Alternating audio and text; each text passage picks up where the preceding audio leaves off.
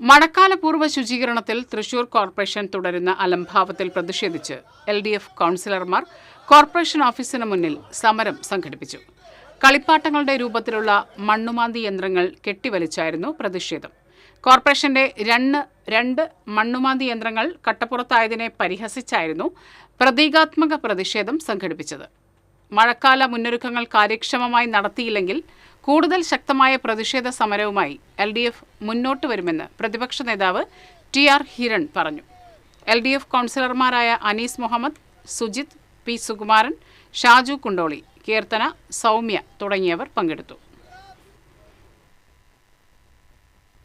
പല ഡിവിഷൻ കൗൺസിലർമാരും മണ്ണുമാന്തി യന്ത്രങ്ങൾ ആവശ്യപ്പെടുമ്പോൾ അത് ലഭിക്കാത്ത അവസ്ഥയാണ് എന്നുള്ളത്.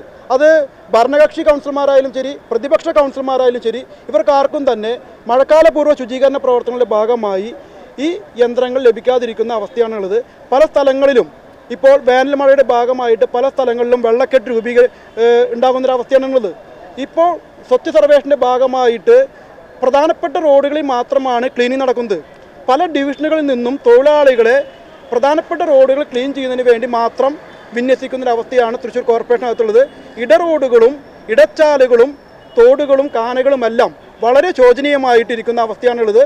നല്ലൊരു മഴ വന്നു കഴിഞ്ഞിട്ടുണ്ടെങ്കിൽ തൃശ്ശൂർ നഗരമാകെ തന്നെ വെള്ളത്തിൽ അകപ്പെടുന്ന അവസ്ഥയാണ് നിലവിലുള്ളത്. ഇത്തരത്തിലേക്കുള്ള ഒരു പ്രതീകാത്മകമായ സമരം സംഘടിപ്പിച്ചത്.